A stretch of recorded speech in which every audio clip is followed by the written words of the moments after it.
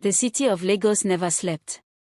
Even at night, cars honked along the expressway, streetlights glowed over crowded streets, and the chatter of people filled the air.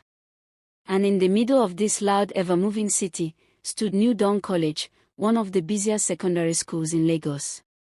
It was the kind of school where students created their own kingdoms, fashion kings, gossip queens, scholars, bullies, dreamers, and rebels. But among all these groups, 3 students stood out in their own strange ways: Tommy, Seyi, and Precious. Tommy was the quiet, curious one. She preferred books to people and kept a small notebook where she wrote everything, from class notes to overheard gossip to her dreams of becoming a journalist. Seyi was the class clown who hid his intelligence behind jokes, the type who laughed the loudest but felt the deepest. Precious was the bold one, the fearless girl who walked as if the whole school belonged to her. Together, the 3 made an unlikely trio. They became friends by accident, or maybe by destiny. It started on a rainy Tuesday morning. The heavy rain started without warning, flooding the school gate, and trapping students under small umbrellas and leaking roofs. As Tommy ran through the school compound, hugging her books, someone bumped into her, sending her notebook flying into a pool of brown water. "Oh, sorry, Seyi shouted as he bent to pick it. Tommy looked like she was about to cry. "My notes, my stories, everything is in there." Precious appeared behind them, holding her umbrella. She took the soaked notebook and shook it dramatically. "You two are funny.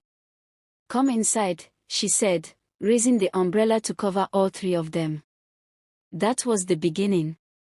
From that day, they ate together, walked home together, and somehow became the most talked about trio in New Dawn College. But what no one knew was that they were about to be drawn into a mystery bigger than friendship, one that would test their loyalty, courage, and heart. Everything changed when the new girl arrived. Her name was Amora. She came on a Wednesday morning, escorted by her mother who looked tired and frightened. The principal introduced her to the class with a stiff smile. "Students, this is Amora Obi. She just moved to Lagos from Enugu. I expect you all to treat her well." But Amora didn't smile. She didn't greet. She didn't even blink. She just walked to the empty seat by the window and sat quietly, staring outside as if the world beyond the school walls were calling to her. Her uniform was neat, her hair tightly packed, but her eyes were strange. They looked old, older than a teenager's eyes should ever look. When the bell rang for break, the class exploded with noise, but Amora sat still. Tommy, curious as always, nudged Seyi and whispered, "Let's go talk to her." Precious frowned. "Leave the girl. She looks like she carries plenty wahala." But Tommy was already walking. When she reached Amora's desk, she smiled. "Hi, I'm Tommy. Do you want to join us for?" "No." The reply was sharp, quick, almost like a warning. Tommy blinked. "Okay, but maybe later." Amora finally turned her head and looked at her. "You're too curious," she said slowly. "Not every door should be opened." Tommy's breath hitched. The girl's voice was calm, but her words felt heavy, like they carried secrets. "Okay." Tommy stepped away. When she returned to Seyi and Precious, they shook their heads. "I told you," Precious said. "That girl has mystery." Seyi rubbed his arms.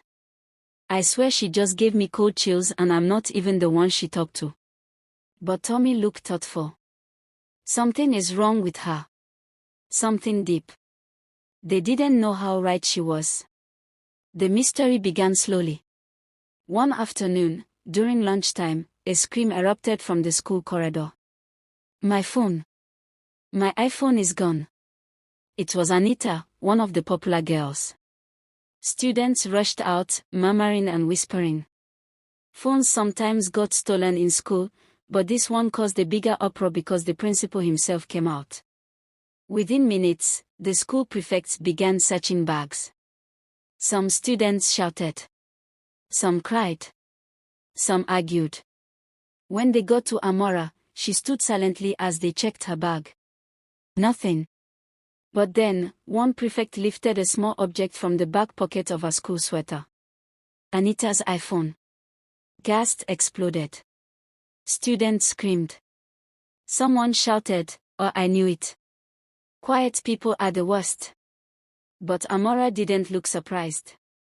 She didn't defend herself. She just closed her eyes like she expected it. The principal frowned at her. "You will follow me to my office now." "Tommy, say," and Precious watched in shock. "Wait, she doesn't look guilty," Tommy whispered. Say nodded. "Exactly. Most thieves beg or cry. But she just stood there." Precious folded her arms. "I don't like her, but something is off. How can her face be so calm?" That evening, Tommy couldn't sleep. She kept thinking of Amora's eyes, and the strange silence when the phone was found. She decided she had to talk to Amora. The next day, Tommy searched for Amora after school. She found her behind the assembly hall, sitting alone. "Can we talk?" Tommy asked. Amora didn't look up. "You shouldn't be here." Tommy sat anyway. "I know you didn't steal that phone." Finally, Amora looked at her. And for the first time, Tommy saw something behind the girl's cold expression: fear. "You want the truth?" Amora whispered. "Yes." Amora took a deep breath. "Then listen. I didn't take the phone. But it appeared in my pocket. Just like other things do." "What do you mean?" "Things appear around me," Amora said quietly. "Things people lose. Things people fear. Things people hide." Tommy's skin prickled. "Why?" "Because something follows me," Amora said. "And it doesn't like when people get too close." Tommy froze. "Is it a person?" Amora shook her head. "No. Not a person. Not a spirit. Something in between." "You mean, supernatural?" Amora nodded. Tommy's voice trembled. "Why you? What does it want?" Amora stared into the distance. "It wants to ruin my life. It started after my father died. It takes things, moves things, and makes trouble everywhere I go. My mother and I moved to Lagos because people in Enugu began to fear us." Tommy swallowed. "Does your mother know?" "She pretends she doesn't." Amora looked at her slowly. "And now that you know, it may come for you too." Tommy felt a cold shiver run through her. But deep inside, her curiosity grew stronger. The next few days were strange. Very strange. One morning, the math teacher entered class and found the chalkboard covered in drawings. Not silly drawings, dark, frightening symbols. Symbols none of them recognized. The teacher froze. Students whispered. Say swallowed loudly. "Who did this?" the teacher shouted. Silence. But Tommy, Precious, and Say looked at Amora. She was staring at the board too, but her eyes were wide with horror. That day after school, Tommy stopped her. "Did it do that?" Amora's voice shook. "Yes. But why draw strange symbols?" "It's warning me," Amora whispered. "Warning us." Say crossed his arms. "Wait. So something invisible is inside our school?" Amora nodded. "It follows me everywhere." Precious exhaled sharply. "Kai, this is getting really serious." But things were just beginning. The school bully, Femi, was a tall muscular boy who enjoyed tormenting smaller students. One afternoon, he decided Amora was his next target. "Hey thief," he shouted as he walked toward her. "You think you can keep acting like you're innocent?" Amora ignored him. He pushed her shoulder. "I'm talking to you." Before Precious or Sei could intervene, Femi lifted his hand to shove her again. But something invisible threw him backwards. Femi screamed as he flew across the corridor and crashed into the lockers.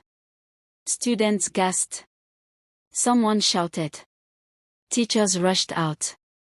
Femi lay on the floor, terrified. What pushed me? Who pushed me? He yelled. Everyone stared at Amora. But she wasn't looking at Femi. She was staring at something behind him, her eyes trembling. That evening, the trio gathered at Precious's house.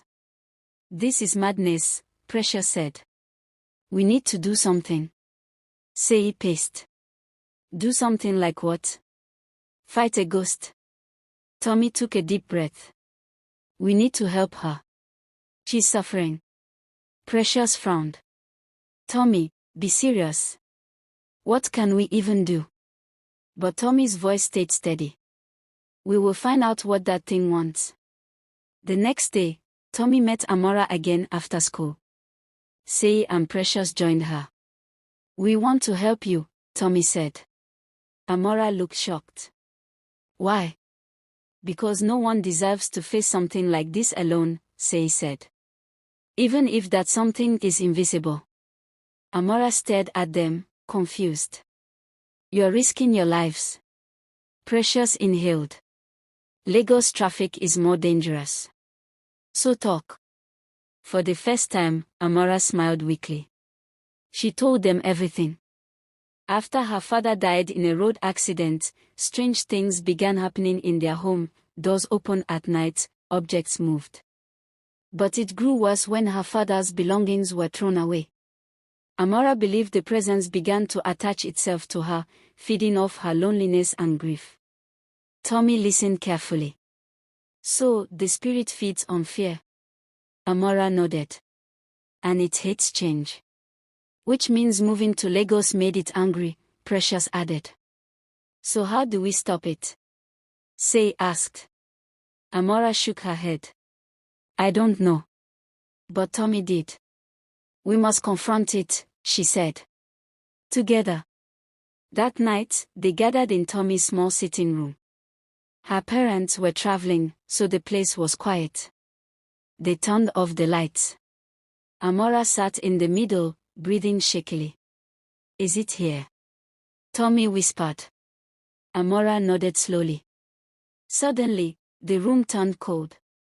The curtains moved, though the windows were closed. The lights flickered. Then a shadow began forming in the corner of the room. It twisted, shifted, and grew larger. Tommy grabbed Precious's hand. Sei stepped back, trembling. The shadow finally shaped itself into a tall figure with hollow eyes. Amora began to cry softly. Why? Why are you doing this to me? The shadow's voice echoed through the room, deep and broken. You left me. Who are you? Tommy shouted. The shadow turned to her. Our father. Amora gasped. No, my father is dead. The shadow trembled violently. I died angry. Confused. Lost. You moved on without me. Sei stepped forward bravely. She was a child. What did you expect? The shadow swore angrily. Precious shouted, You are hurting her. You are destroying her life. The shadow paused. Tommy stepped forward slowly. She didn't abandon you. She loved you. But she is alive. She deserves peace. You must let her go. The shadow flickered weakly. Then Amora stood up, tears streaming down her face. Daddy. I miss you. But you cannot stay. Please. Let me go. Let yourself rest. The shadow of her father slowly shrunk, dimming until it faded completely. The cold air eased. The lights stopped flickering. And the room became quiet. Amora collapsed to her knees and cried, this time out of relief. The next morning, the sun rose brighter than usual over Lagos. Amora walked into school with a calmness she never had before. When she sat in class, Tommy, Sei, and Precious joined her. You're free now, Tommy said softly. Amara nodded. Because of you. Sei grinned. Just don't let any more shadows follow you to school, abeg. Precious rolled her eyes. Let's go and sign attendance, before Mrs. Edowu gives all of us punishment. The four of them laughed. And from that day, in the noisy halls of New Dawn College, their friendship grew stronger than fear, stronger than secrets, stronger than shadows. Because sometimes, the bravest thing anyone can do is choose to stand by someone no one else understands.